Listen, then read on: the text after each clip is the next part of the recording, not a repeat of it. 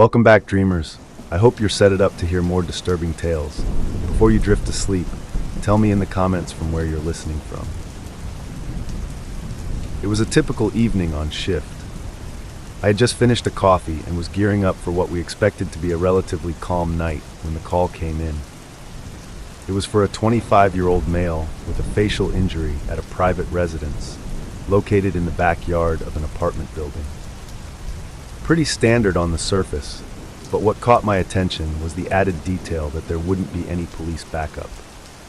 Normally, in the area we were heading to, having a police officer arrive on scene before us was routine, especially when going into neighborhoods that were known for being a little rough around the edges. This night, though, things were different. The dispatcher explained that police were tied up dealing with a fire on the other side of town and an ongoing criminal investigation nearby. No officers were available to assist, and on top of that, there was no advanced life support, ALS, coming, just me and the driver. That was it. In most agencies, it's normal to handle calls like this, but it felt different that night. The absence of law enforcement and additional medical support added a layer of unease. Even though the call itself wasn't unusual, the lack of those safety nets made it feel like we were heading in blind. I grabbed my gear and headed to the ambulance where my driver was already waiting, finishing up the route on the map. We were both quiet as we got into the rig, and as we pulled out of the station, the streets outside seemed unusually still. Normally you'd hear the faint hum of traffic, the occasional honking from nearby highways, but this time it was almost too quiet. There was a tension in the air, and the silence was noticeable as we drove further into the neighborhood. As we headed closer to the address, I glanced over at my driver. He had that same focused look I had seen many times before, the kind that says he was also feeling something wasn't quite right, but we both stayed silent. I reached for the radio and confirmed the details with dispatch again, hoping for more information about the patient, or maybe some updates on the scene. The dispatcher confirmed the same thing. The patient was supposedly alone in the backyard with a facial wound. No further details.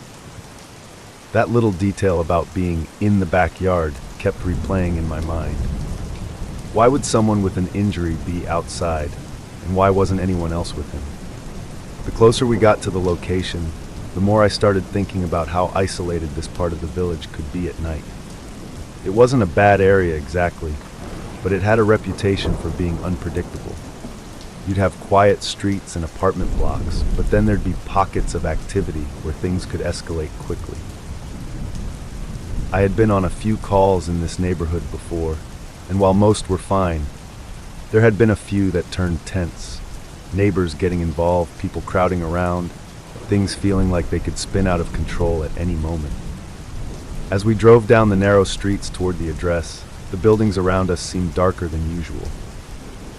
The streetlights were dim, and the shadows stretched long across the road, adding to the uneasy feeling that had been building since we left the station. There were no people out, no cars passing by, just a heavy stillness, which only made the neighborhood feel more isolated and unfamiliar. We pulled up to the apartment building, an old brick structure with a small, poorly lit yard behind it. From the street, we could barely see into the yard, but the patient was supposedly back there, waiting for us. My driver turned the ambulance down the side of the building to get access to the yard. The headlights briefly swept across the space, but everything seemed still, too still.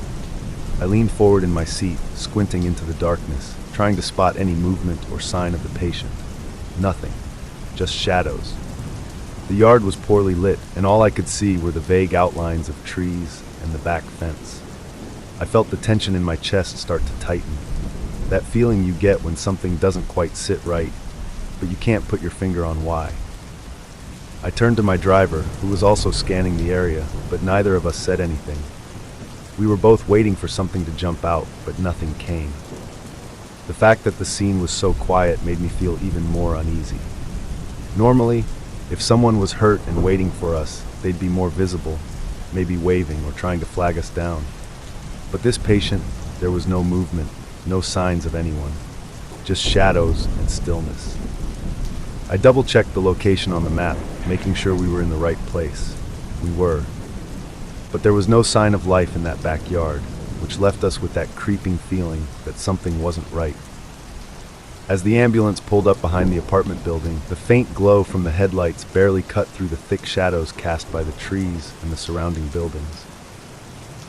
The yard was small, fenced off, and overgrown with tall grass that looked like it hadn't been trimmed in months.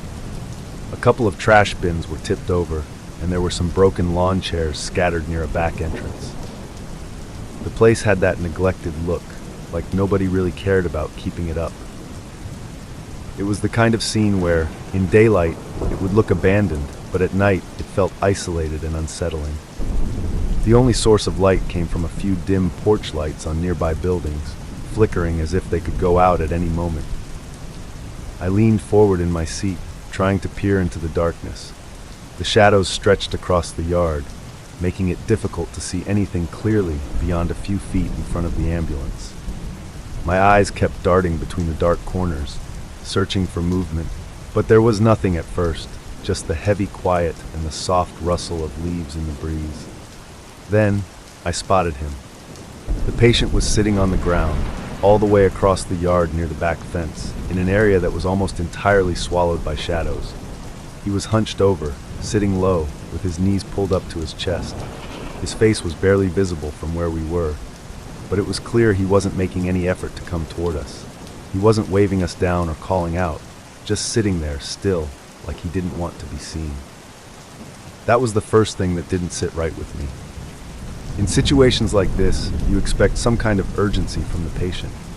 If you're hurt, especially with a facial injury, most people want to get help as quickly as possible. They stand, they call out, they flag us down. But this guy? Nothing. He just sat there in the darkest corner of the yard, barely moving, like he was waiting for something. Or someone. I glanced at my driver, and he glanced back at me. We didn't need to say anything to know we were both thinking the same thing. Something wasn't right. The silence between us felt heavy, thick, with the kind of tension you don't often get on routine calls. We both knew that responding to a scene without police backup in a neighborhood like this could be risky, but it was part of the job. Still, that gut feeling, the one that tells you to be cautious, to take a moment and reassess, was stronger than usual tonight. My instincts were screaming that something was off, but all I had were vague feelings and no real evidence. I radioed the dispatcher again, hoping for any more details. Was there any indication of others nearby, or had they heard from the caller again? But the dispatcher came back with the same response. Just the injured man, no other reports. I stared at the figure in the yard, trying to piece together the situation. He was sitting too still, almost like he was waiting for us to approach him. I called out through the open window, my voice echoing slightly in the quiet yard. "Sir, can you hear me? We're here to help." No response. He didn't even flinch. He stayed in the same hunched position, his head slightly turned away from us, almost as if he was ignoring us. The shadows around him made it hard to make out any specific details. His face, his injury, anything that could give me an idea of what we were dealing with. The wind picked up slightly, rustling the branches of the nearby trees. A few leaves drifted across the ground, but other than that, everything was still. Too still. I kept expecting some sign of life, maybe a neighbor coming out to see what was happening, or the sound of distant traffic. But there was nothing, just silence and the soft hum of the ambulance engine. It felt like the entire neighborhood was holding its breath. My driver shifted in his seat, clearly just as uneasy as I was. He turned to me, his face barely lit by the glow of the dashboard. "You see anyone else?" he asked quietly, not taking his eyes off the yard. I shook my head. "No, just him." My voice was low, barely more than a whisper, but I could feel the tension in it. The lack of movement from the patient, the complete absence of anyone else around, it wasn't adding up. I reached for the floodlights, my fingers hovering over the switch for a moment. Normally, we didn't use them unless absolutely necessary. They drew a lot of attention and lit up the entire area like it was broad daylight. But right now, I needed to see the full picture. I had no idea what else could be lurking in the darkness, and I wasn't going to take any chances. Without another thought, I flipped the switch. The floodlights flickered on, casting a blinding white light across the yard. The shadows that had been hiding so much were suddenly gone, replaced by harsh, clear visibility. The trees, the fence, the overgrown grass, all of it was illuminated in an instant. And there, standing just beyond the reach of the ambulance's headlights, were figures. More than one. The moment the floodlights hit, everything changed. What had been a quiet, seemingly empty yard was suddenly illuminated, and there they were, 5, maybe 7 men standing in the darkness, spread out across the far side of the yard.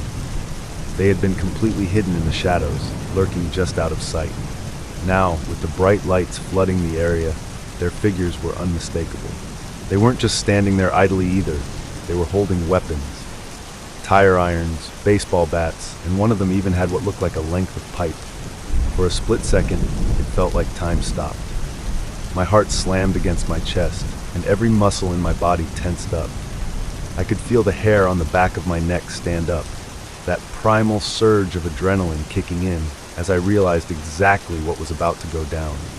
These men hadn't come to help an injured patient. They had been waiting for us. I glanced at the man sitting on the ground, still in the same hunched position, his face obscured by the darkness. He didn't move, didn't react to the floodlights or the men now revealed around him. It hit me then. This whole setup, it wasn't about him. He was bait.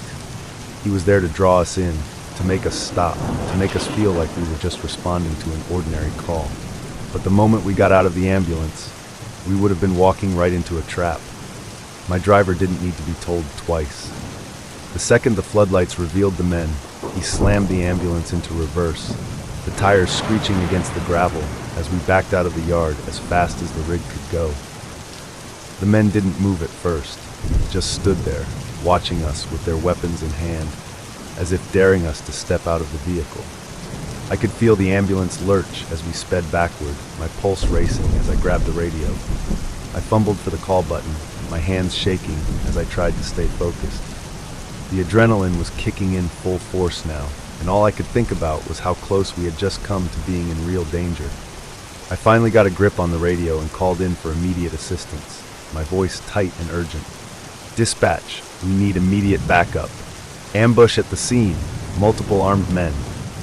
I could barely hear my own voice over the sound of the ambulance's engine revving and the blood pounding in my ears. I glanced out the side window, half expecting the men to be running toward us, but they were still just standing there, watching us retreat. The floodlights still cast their figures in harsh detail, and the whole scene felt surreal, like something out of a nightmare. As we backed up toward the street, I caught one final glimpse of the man who had been sitting on the ground. He hadn't moved the entire time, still hunched over in the same position. But as we pulled farther away, I could just make out a smirk on his face. A small, twisted smile that sent a shiver down my spine.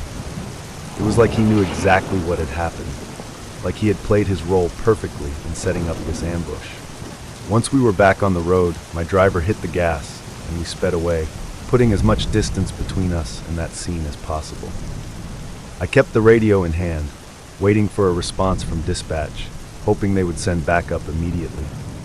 My mind was racing, replaying the last few moments over and over. I couldn't shake the image of those men standing in the shadows, waiting for us to step into their trap. We didn't speak for the first few minutes as we drove. The tension in the ambulance was thick, the reality of what had just happened sinking in. We had been seconds away from getting out of the vehicle, from walking straight into what could have been a violent attack. If I hadn't hit the floodlights when I did, we wouldn't have seen them. The thought sent another wave of adrenaline through me.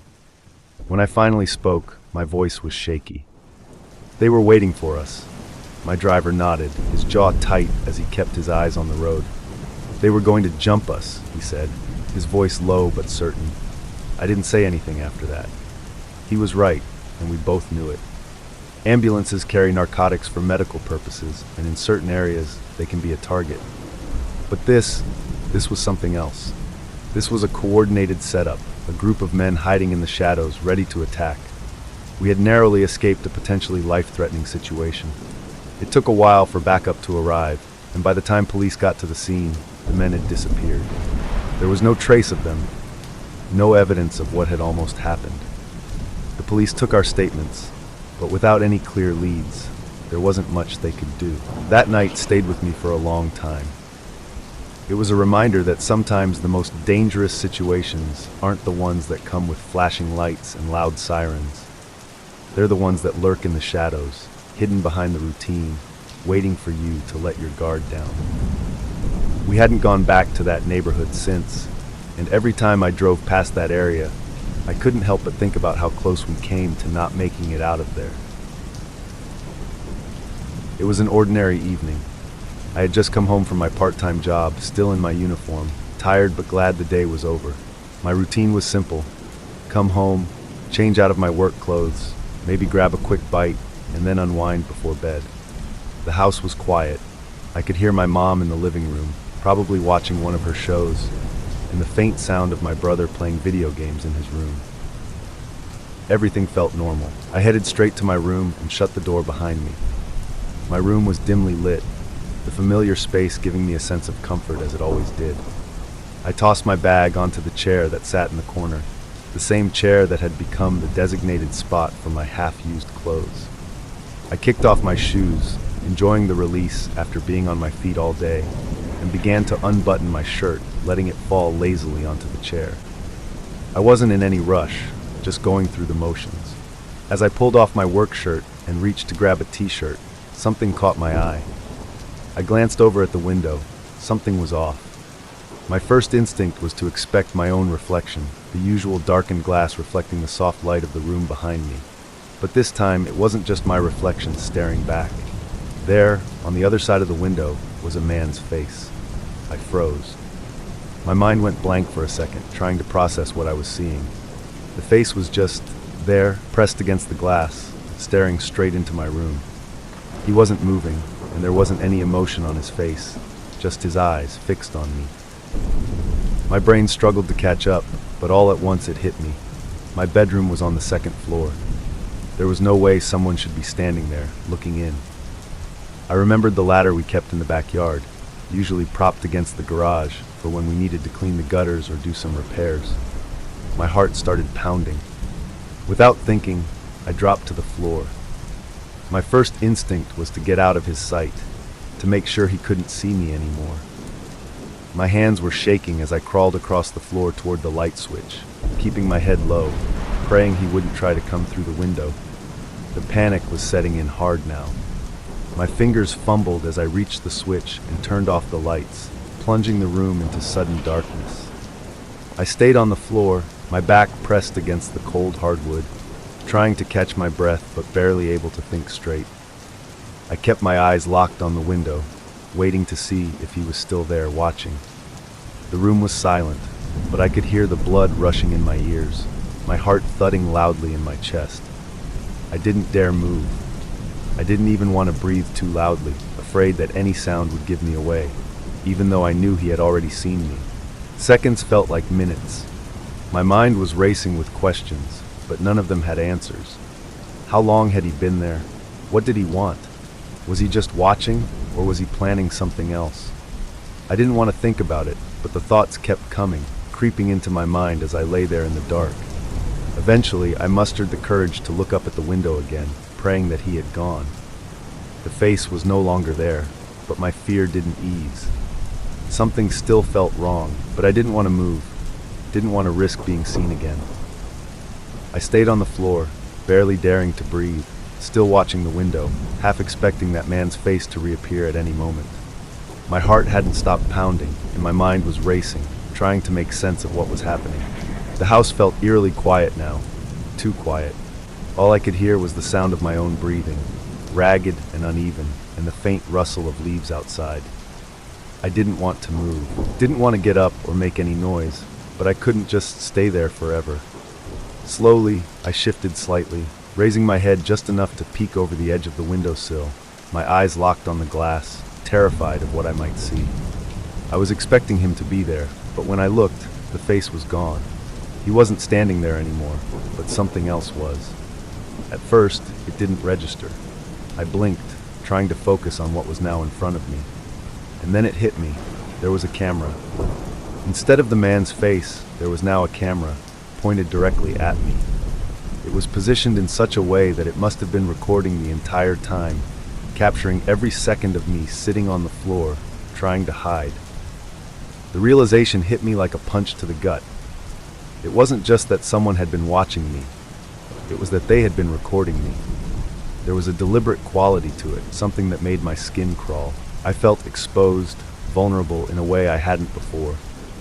Seeing that camera felt worse than seeing his face. Whoever this person was, they weren't just peeking in through the window out of curiosity. They had come prepared, and they were documenting everything. I wanted to scream, to shout for help, but my voice caught in my throat. The fear was so intense it left me paralyzed for a moment. All I could do was stare at the camera, trying to comprehend what was happening. Why was he recording me? What was he planning to do with that footage? My stomach churned at the thought, and I felt my body tense up all over again. I knew I had to move. I couldn't just sit there while this person was recording me, but I didn't want to make any sudden movements either. Every part of me was on edge. Slowly, cautiously, I began to inch away from the window, keeping my eyes on the camera, terrified that the man would come back. My breathing was shallow, and I could feel my pulse in my throat, the adrenaline making my limbs feel heavy and slow.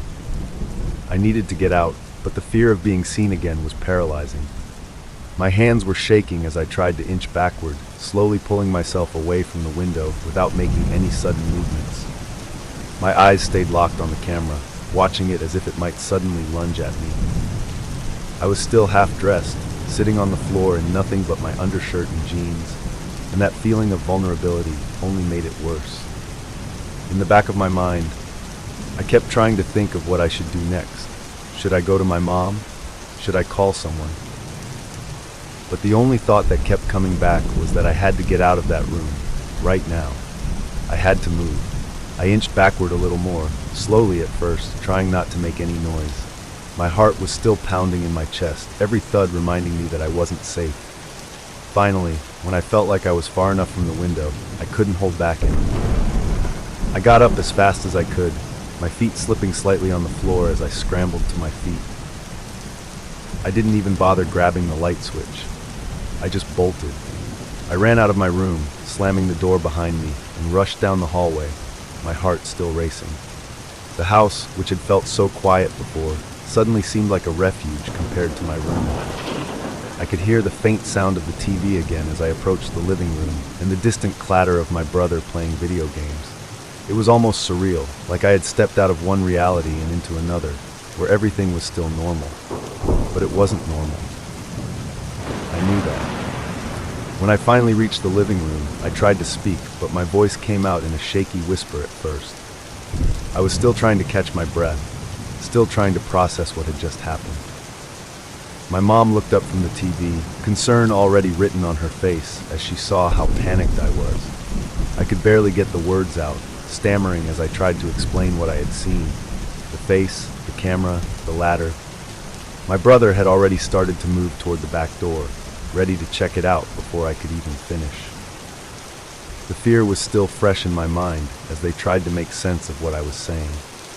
As my brother stepped outside, the cool night air hit us, and everything felt eerily still. It was dark out, the kind of darkness where every shadow seemed suspicious, where you couldn't tell if something was moving or if your mind was just playing tricks on you. The backyard was quiet. No wind, no rustling leaves, no sign of anyone around. Just silence, thick and unsettling.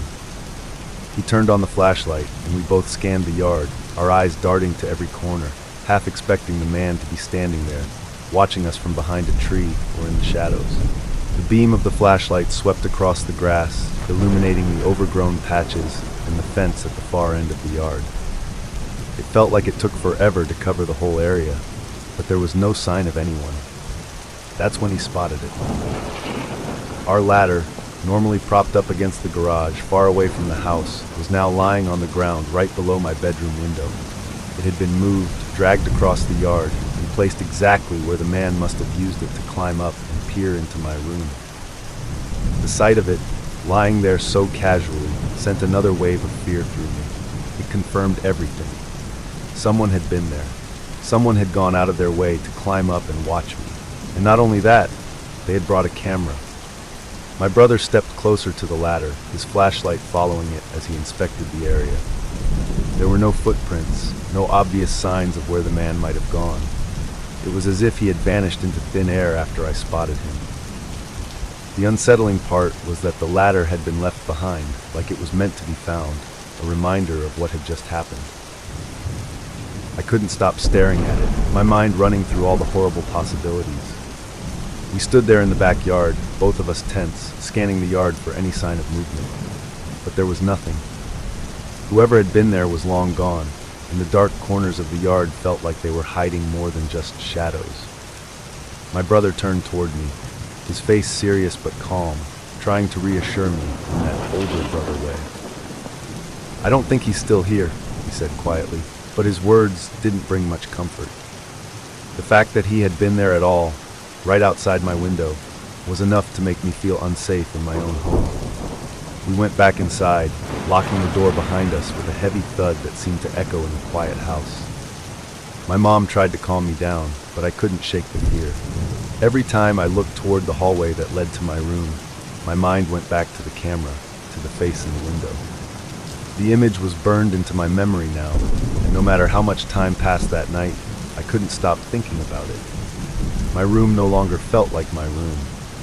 It felt like a place where I had been invaded, where my privacy had been shattered. That night, I didn't sleep. I lay in bed, staring at the same window, but this time the blinds were pulled shut, and I kept the light off. Every creak, every distant sound from outside made my heart race. I couldn't get the thought of the camera out of my head. I felt exposed, violated in a way I had never experienced before. Even though no one was there anymore, I still felt like I was being watched. The next few weeks were filled with restless nights. Every time I went into my room, I would glance nervously at the window, half expecting to see the man's face again or another camera pointed at me. My brother had moved the ladder back to its place by the garage, but it didn't matter. The damage had been done. I couldn't shake the feeling of vulnerability that lingered every time I stepped into my bedroom. It was the autumn of 1994, and I had just turned 19. My dad had been working abroad for almost 6 months, and I had planned a surprise visit to see him. It wasn't the kind of thing we did often, but our relationship was special. After all, it had always been just the two of us. My mother had died when I was a baby, so my dad and I had developed a bond that went beyond the typical parent-child relationship. He wasn't just my father, he was my best friend, my confidant, the one person who had always been there for me no matter what. With my ferry ticket booked and my bags packed, I was feeling a mix of excitement and nerves. I had recently gotten my driver's license and a little car, but I wasn't thrilled about the idea of driving it onto the ferry. That always seemed like such a daunting task, especially for someone like me, who was still getting used to driving. So I made the decision to leave the car behind and rent one when I got to my destination. I figured it would be one less thing to worry about. The ferry terminal was busy when I arrived, with the usual crowd of people milling about, waiting to board. I checked the time and realized I was a bit early, so I had some time to kill. I spotted a small cafe just across the street from the terminal. It looked like a typical harborside spot, nothing fancy, but perfect for a quick coffee while waiting. I decided to head in, hoping to relax a bit before the long ferry ride ahead. The cafe was modest, with wooden tables and chairs scattered around, and the smell of freshly brewed coffee mixed with the saltiness of the nearby sea. As I stepped inside, I noticed that most of the customers were truck drivers, many of them looking like they had just come off long shifts. They sat in groups, chatting quietly or reading newspapers. The place had that lived-in feel, like it was a regular stop for people passing through the harbor. I glanced around and found a small table by the window, away from the crowd, and settled in. When I ordered my coffee, I couldn't help but notice that I was the only woman in the cafe. I felt a bit out of place, but told myself not to overthink it. It was just a quick stop for coffee, after all. The waitress brought me my drink, and I tried to focus on my excitement for the trip. I imagined my dad's face when he saw me, completely surprised and thrilled. That was what this was all about, after all. Just a short ferry ride, and I'd be with him again. As I sipped my coffee, I gradually became aware of a strange sensation, like someone was watching me. I brushed it off at first, but the feeling wouldn't go away. I casually glanced around the room, and that's when I saw him. Sitting across the cafe, maybe 4 tables away, was a man staring directly at me. He didn't look away when our eyes met. He just kept staring. He was in his 40s, with short hair and tattoos covering his arms. His eyes were a pale, ice blue color that seemed to pierce right through me. I could feel my heart rate pick up as his gaze lingered. I tried to ignore him. Maybe it was just a harmless glance, I told myself. But as the minutes passed, it became clear that this wasn't just a passing look. He was watching me closely, almost studying me, and it made my skin crawl. I shifted in my seat, feeling increasingly uncomfortable. My hands fiddled with my coffee cup, and I suddenly felt out of place in the cafe. I glanced around at the other patrons. The truck drivers were still engrossed in their own conversations or quietly reading their papers, oblivious to what was happening. No one else seemed to notice the man watching me. My unease grew as I realized I had no one to turn to if things got worse. This was before the age of smartphones, so calling for help wasn't as easy as just sending a quick text. I felt more isolated than ever. I tried to busy myself by looking at my ferry ticket, pretending to check the time and the boarding instructions, anything to look occupied and avoid his gaze. But every time I peeked up, his eyes were still on me. It wasn't just a glance anymore, it felt predatory. He was making no effort to hide his interest, and that was the most unsettling part. I couldn't stay there any longer. My body was telling me to leave, and the feeling of dread was getting stronger. I stood up, my heart racing, and grabbed my bag. As I made my way toward the door, I could feel his eyes following me, tracking my every movement. My hands were shaking slightly as I pushed open the cafe door and stepped outside, hoping the fresh air would help calm my nerves. But then, as I glanced back, I saw him stand up and start following me. My stomach dropped. The panic that had been simmering inside me suddenly flared up. He wasn't just watching me from a distance, he was coming after me. I stepped out of the cafe, my heart racing, hoping that the cool air would help calm my nerves. I took a deep breath and tried to focus on the task ahead, getting on the ferry and making it to my dad's. But I couldn't shake the growing unease from the cafe. The street outside was mostly quiet, save for a few people walking toward the ferry terminal. I clutched my bag tightly, trying to steady myself. But as I glanced over my shoulder, my worst fear was confirmed. The man was following me.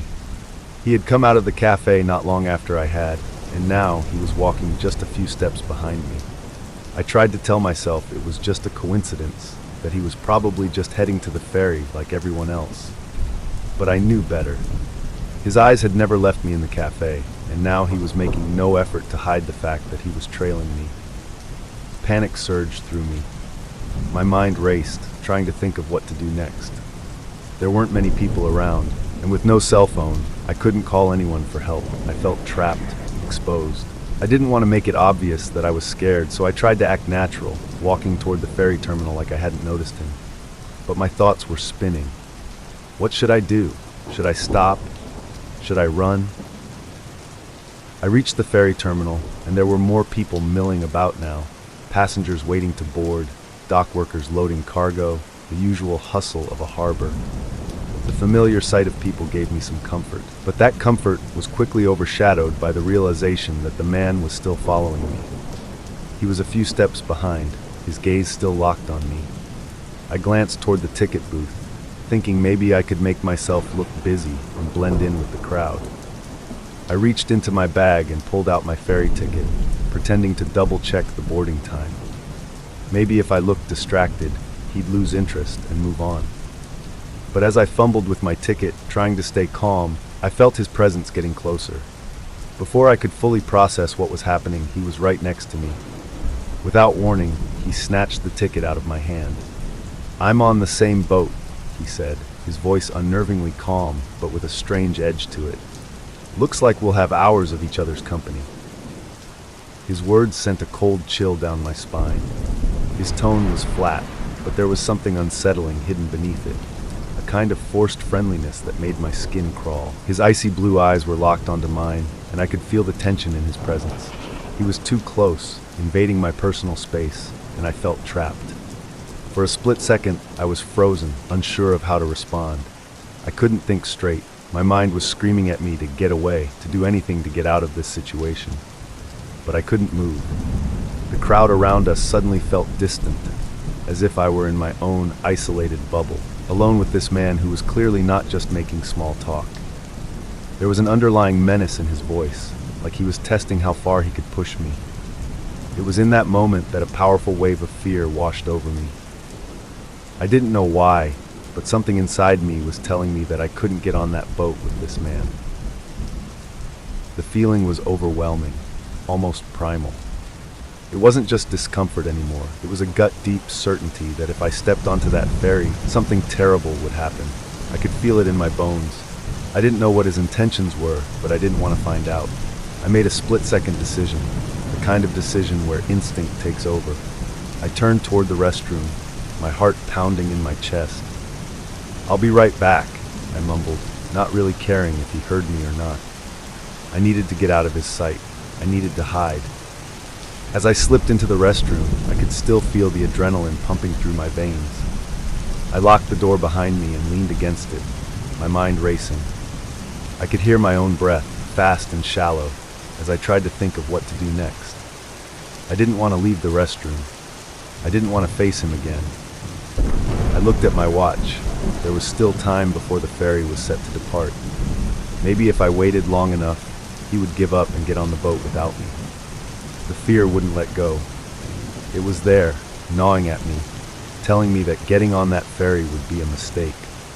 I didn't have any proof, nothing concrete to explain why I felt so strongly about it, but the feeling was there all the same. I couldn't shake it.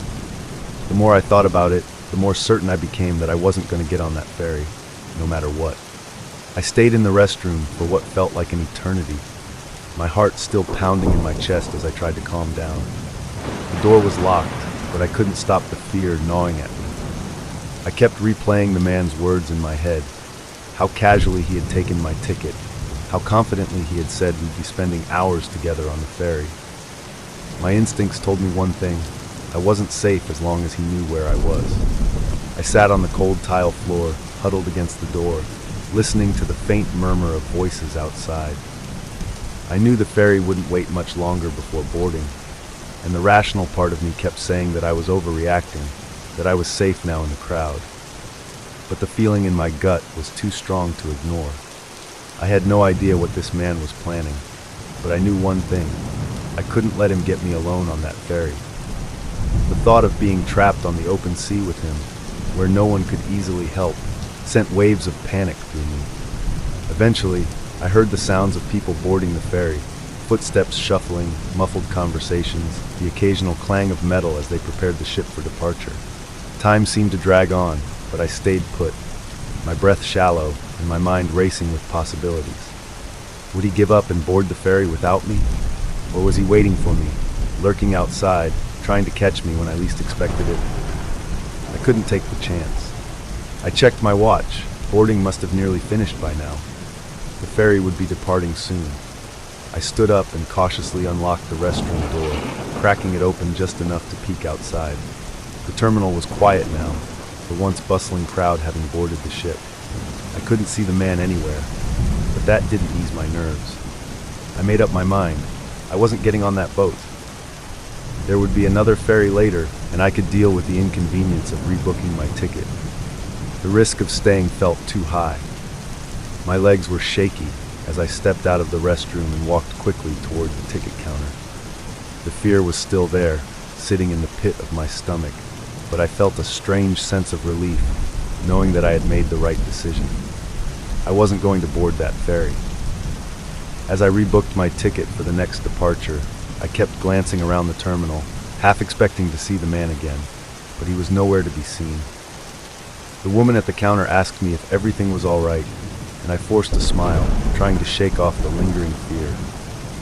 I told myself that I had made a smart decision, that I was being cautious, and that I'd soon be on my way to visit my dad. The hours ticked by as I waited for the next ferry. I watched as the MS Estonia slowly pulled away from the dock, its lights fading into the distance as it made its way out into the Baltic Sea. The evening settled in, the sky darkening, and I felt the tension in my body finally start to ease. The man was gone, the ferry was gone, and soon enough, I would be safely on the next one. The sense of dread that had followed me throughout the day began to lift, and I allowed myself to relax a little. It wasn't until much later that night that I learned the full extent of what had happened. As I sat in a cafe near the terminal, waiting for the next ferry, news began to filter in. There had been a disaster. The ferry I had originally been scheduled to board, the MS Estonia, had sunk. I remember hearing fragments of conversations around me, whispers of confusion and shock, people checking the news on the radios. My stomach dropped, and a chill ran through me as the magnitude of the situation began to sink in. The MS Estonia had gone down in the freezing Baltic Sea. In the middle of the night, just hours after leaving port, the ship had begun to take on water. It wasn't long before she capsized and sank, disappearing beneath the icy waves with hundreds of passengers still aboard. It was one of the deadliest maritime disasters in modern history. Hundreds of lives were lost, 852 people to be exact. I sat there in stunned silence, trying to wrap my head around it. The ferry that I had almost boarded, the ferry that I had been so close to stepping on, was now at the bottom of the sea. Had I ignored my instincts, I would have been among those passengers, trapped in the cold waters with no chance of escape. The horror of it washed over me, and I couldn't stop thinking about how close I had come to a different fate.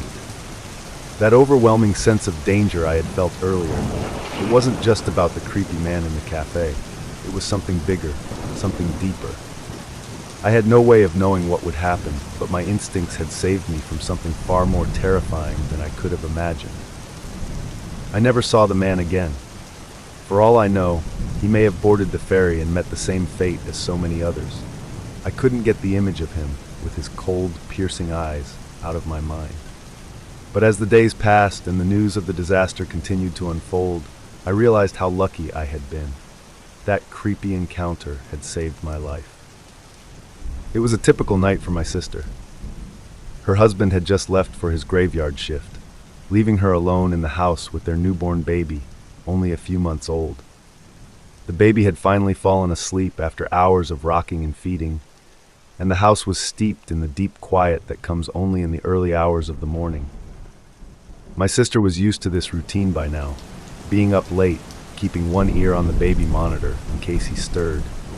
It was around 2 a.m. when she first heard the knock, sharp and loud enough to cut through the silence. At first, she thought she might have imagined it, just a noise from outside, maybe the wind, or a branch brushing against the window. But then it came again, louder, more insistent. Her heart started to race as she sat up straighter, listening carefully. It wasn't coming from the front of the house where visitors usually came. It was coming from the back door. That set off an immediate alarm in her mind. Why would anyone be knocking on the back door at this time of night? Her first instinct was to think of her husband. Maybe he had forgotten something and come back, or maybe there was some kind of emergency. But she quickly dismissed the thought. He had his own keys, and he always came through the front door, never the back. If something was wrong, he would have called. The knocking came again, hard enough that she could feel it reverberate through the quiet house. Her pulse quickened, and she glanced at the baby monitor, relieved to see her son still sound asleep. She stood up from the couch cautiously, the unease growing inside her. Her eyes darted toward the clock on the wall. It was just after 2 a.m. Too late for any casual visitors, too early for anyone to be coming by without a reason. As she moved toward the kitchen, where the back door was located, she could hear a voice, faint at first, but getting louder as she got closer. It was a woman's voice, filled with panic. "Please, let me in. My husband just beat me.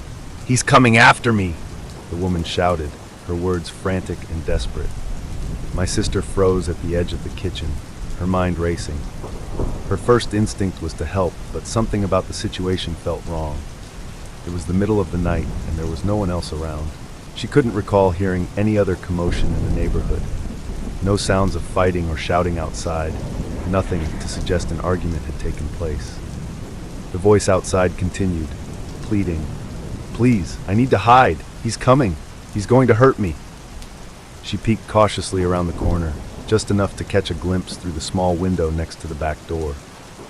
The porch light cast a dim glow, illuminating a woman standing outside.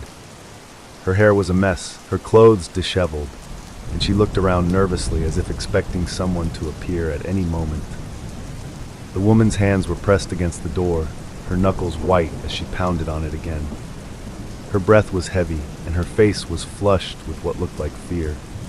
For a split second, my sister felt the urge to open the door. The woman seemed so desperate, and the idea of someone being hurt or in danger tugged at her heart. But then, just as quickly, doubt crept in.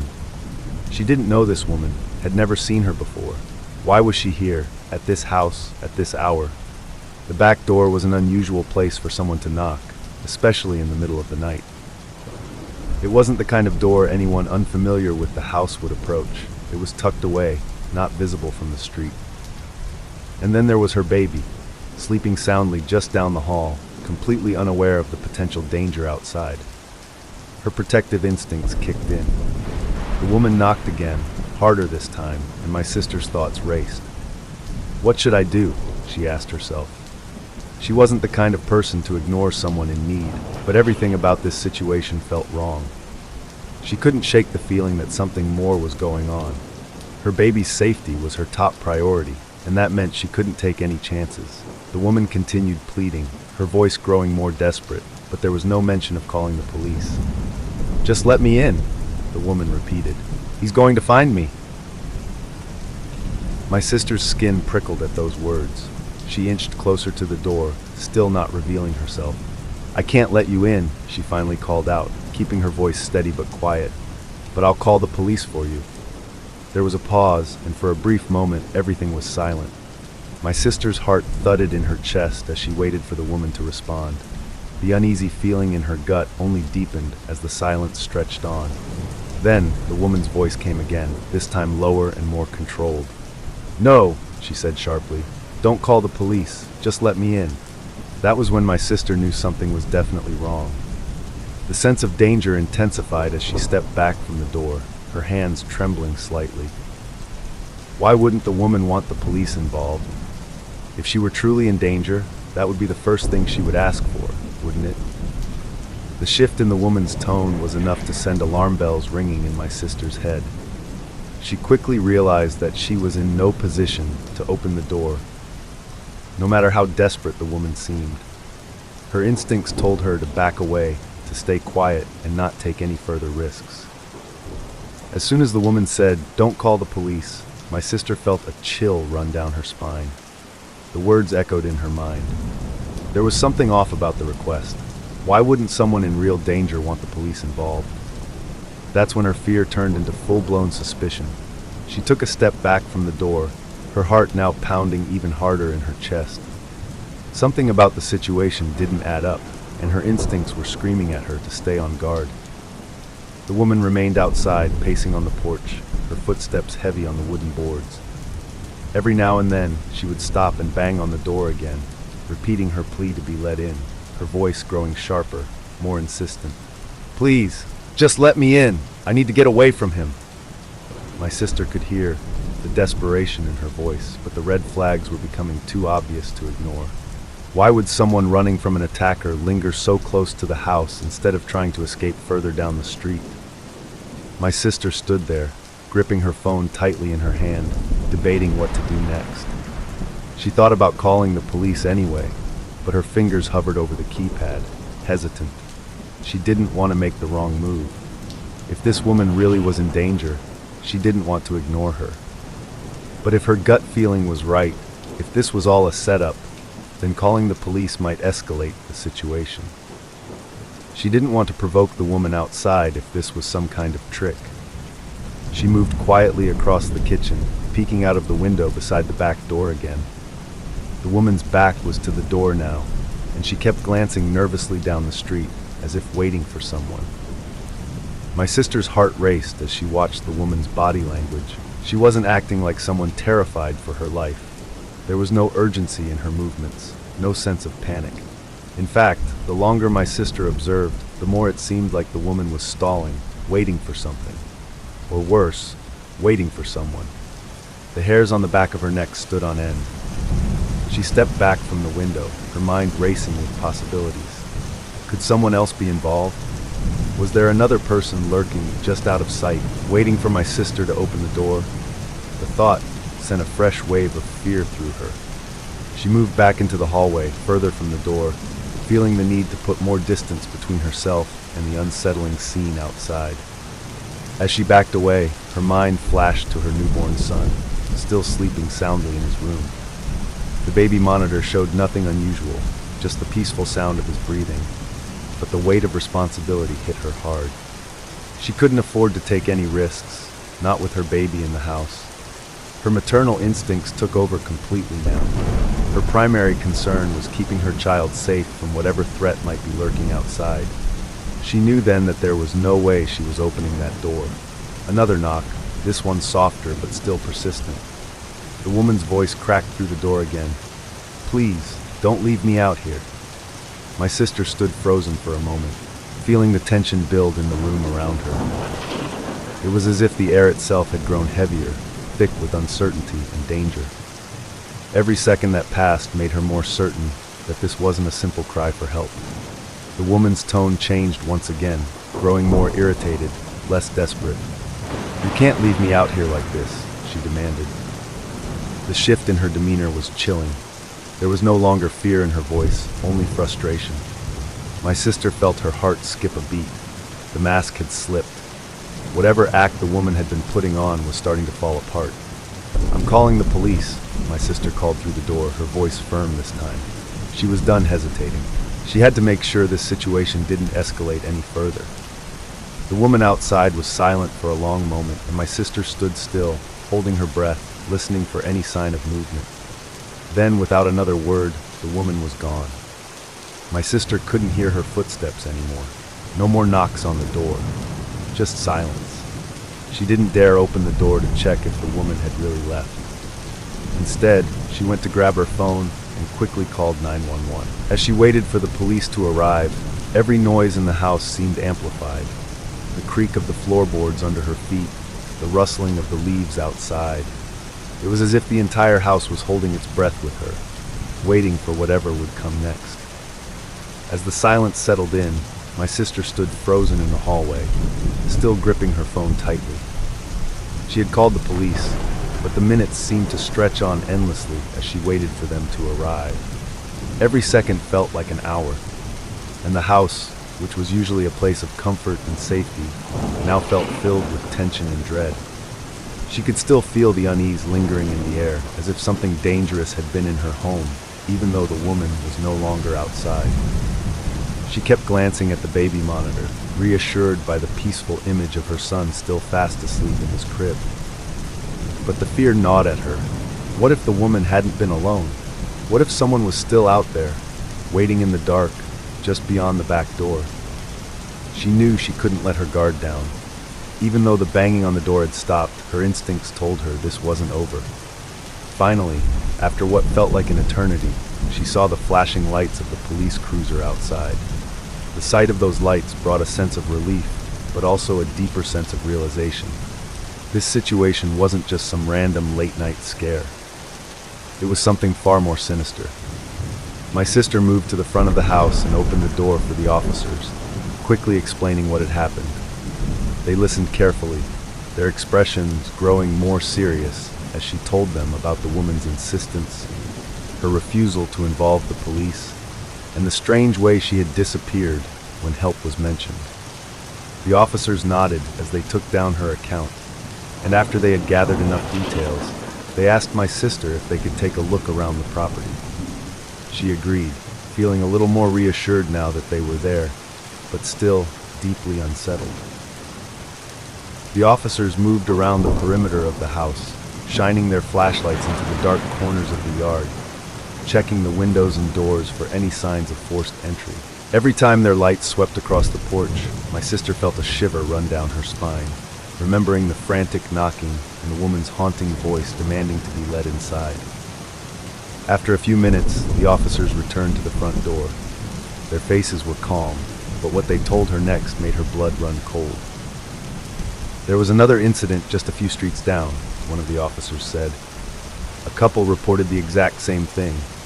A woman banging on the door, saying she'd been beaten and asking to be let inside. The details are nearly identical. The officer's words hit her like a punch to the gut. Her suspicion had been right. This wasn't just some random woman in trouble. There was a pattern, and it was clear now that this was no accident. The officers went on to explain that in the other case, the homeowners had opened the door, letting the woman inside to help her. But it didn't end there. Shortly after, a man had appeared, claiming to be the woman's husband, looking for her. That's when things turned dangerous. The couple had realized too late that they were being set up, a ruse to gain entry into their home. Luckily, in that case, the homeowners had managed to get the woman and the man out before anything worse happened. But the message was clear. This was a tactic used by criminals to take advantage of people's kindness. They would fabricate a situation to make it seem like they needed help, then use that trust to rob or harm the victims once inside. The officer told my sister that it was a well-known scam in some areas, but this was the first time they'd heard of it happening in their town. My sister felt a wave of nausea as she realized just how close she had come to becoming their next victim. Her decision not to open the door had likely saved her from a dangerous encounter, but the thought that these people had been roaming the neighborhood, looking for homes to target, left her shaken. The police reassured her that they would increase patrols in the area and keep an eye out for the suspects, but even with their presence, the house didn't feel safe anymore. My sister couldn't shake the image of the woman pacing on her porch, knocking on the door, her voice growing more insistent with every plea. It wasn't just the crime itself that was disturbing. It was the way the woman had acted, as though she had rehearsed the entire performance, luring people into a false sense of security. When I was around 16, my family, rapidly growing in size, finally moved out of the house I had lived in my entire life.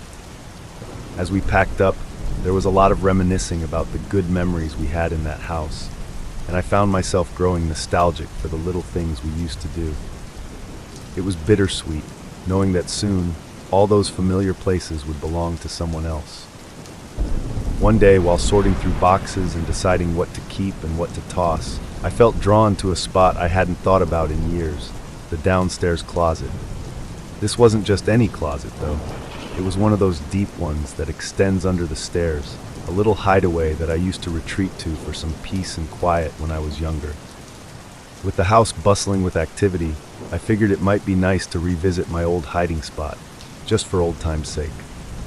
Armed with a flashlight and a book, I made my way into the closet. It stretched back about 8 feet, then took a sharp left turn into a much smaller space. This part of the closet was barely 3 feet high, perfect for a kid, but a tight squeeze for me now. Still, the space was mostly filled with a pile of old blankets and stuffed animals, a relic of my younger days, so it seemed like the perfect place to settle in. I nestled into the blankets, feeling that familiar sense of comfort, and started reading. An hour passed by without a hitch. I was lost in my book, feeling a strange mix of nostalgia and calm. But then, as I shifted to get more comfortable, I suddenly heard it. A low, slow, warped voice, hoarse and almost broken, whispering from the darkness. "You always make me happy." I froze. My heart practically stopped, and for a moment I couldn't even process what had just happened. The voice sounded so close, as if it had come from right next to me, or worse, from inside the small space where I was sitting. My mind raced. Was someone in there with me? No, that couldn't be right. It was just me, the blankets, and the old stuffed animals. But the voice was so clear, so eerie, that I couldn't shake the feeling that I wasn't alone. Panic hit me all at once. I scrambled to get up, smacking my head against the low ceiling in my rush. I practically threw myself out of the closet, stumbling into the hallway and nearly breaking the door down in my desperation to escape. My heart was pounding in my chest, and I felt lightheaded as I tried to catch my breath. When I found my family, they took one look at me and could see that something had seriously freaked me out. I was pale, shaking, and babbling incoherently as I tried to explain what had just happened. After calming down a bit, I convinced myself that I had to go back and see what had caused that voice. I mean, it couldn't have been real, right? Something in there must have triggered it. I wasn't about to let my childhood hiding spot haunt me without knowing why. So, gathering my nerves, I went back to the closet with my flashlight and cautiously pushed aside the pile of old blankets and stuffed animals. It didn't take long to find the culprit. Nestled among the blankets was my old stuffed bear, Little Bear, a toy I hadn't played with since I was 3 or 4 years old. The bear had one of those voice boxes in its stomach that said phrases when you pressed its belly. Apparently, I had shifted just right while reading, pressing down on it after all these years. That's where the voice had come from. With a mix of relief and lingering unease, I pressed on Little Bear's belly again, expecting to hear the same phrase. But nothing. I pressed it again. Still, nothing. The old bear had used the very last of its battery life after over a decade of silence to say, "You always make me happy," one final time. I couldn't decide if it was sweet or utterly terrifying. On one hand, it was a toy I had loved as a toddler, something that had once brought me comfort. On the other hand, it had been forgotten in that closet for years, left to gather dust with the other remnants of my childhood. The idea that it had come back to life in that moment just to say those words was equal parts touching and unsettling. I left the closet after that, leaving Little Bear where I found him. I couldn't bring myself to throw him away, but I didn't want to keep him near me either. The memory of that voice, raspy, worn out, yet strangely affectionate, stayed with me for a long time after we moved.